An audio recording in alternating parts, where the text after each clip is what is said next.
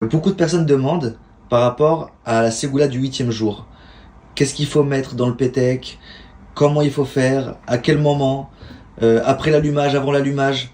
Voilà. Est-ce que vous pouvez nous éclaircir? Il y a beaucoup de ségoulottes d'ailleurs pour le huitième jour, puisque la Hanouka atteint l'apogée, les 8 lumières sont là, c'est-à-dire que nous avons dépassé le monde de la nature, qui se divise entre le chiffre 6 de la construction du monde, 7 où Dieu se reposa, et le chiffre 8 qui appartient au monde de l'éternité, au monde de l'illogisme, au monde non cartésien. Par ce biais-là, nous sommes dans un jour très spécial où il est très recommandé de s'armer de beaucoup de foi, car la foi est une énergie qui donne vie à nos espoirs, et de croire à 100% Bezrat Hashem que en ce huitième jour, ce soir des lumières de Hanouka, il faudra profiter de cette demi-heure pour prier. Prier pour tout ce que l'on pourra, celui qui veut se marier, celui qui veut une parnassa, celui qui veut la santé, celui qui veut faire sa alia, celui qui veut trouver un travail, celui qui veut tout ce qu'il aura besoin, toujours en rajoutant pour mieux te servir Hachem. Des choses qui sont en rapport avec le service divin, puisque la Shekhinah descend dans le monde spirituel, le monde des flammes, pour éclairer notre chemin.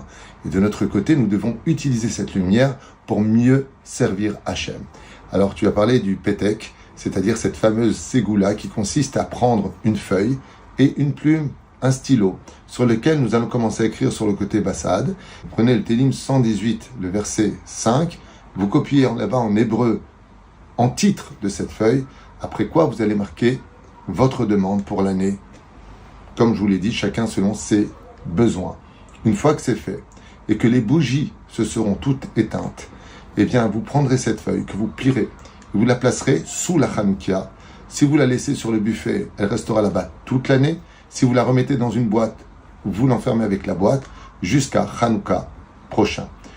Il est bon d'organiser, si je veux, un bon repas avec, pour cette 8e bougie, eh bien, des livrets Torah pour que ça devienne une Seudat Mitzvah, car il n'y a pas de Seudat Mitzvah qui sont prévus pour les fêtes de Hanouka pour 4 raisons que j'ai citées d'ailleurs récemment. On va en donner que 2 rapidement. La première, c'est que, eh bien, c'est une fête. On a voulu tuer les âmes ne boivent pas et ne mangent pas, donc il n'y a pas de Seudat Mitzvah. Et la deuxième, celle de Maran, Rabbi Ovadia Yosef, qui explique, étant donné que la guerre avec les Grecs n'est pas finie, eh bien on ne peut pas faire encore de Seudat Mitzvah, puisqu'on n'a pas fini le problème de l'assimilation, de l'influence des Grecs, même en 2022 de l'ère vulgaire.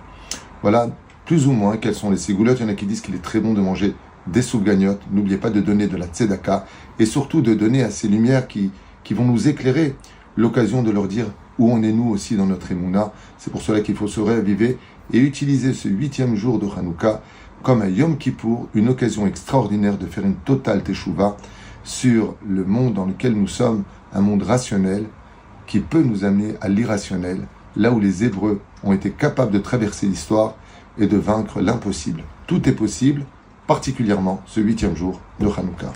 Merci beaucoup, Rav.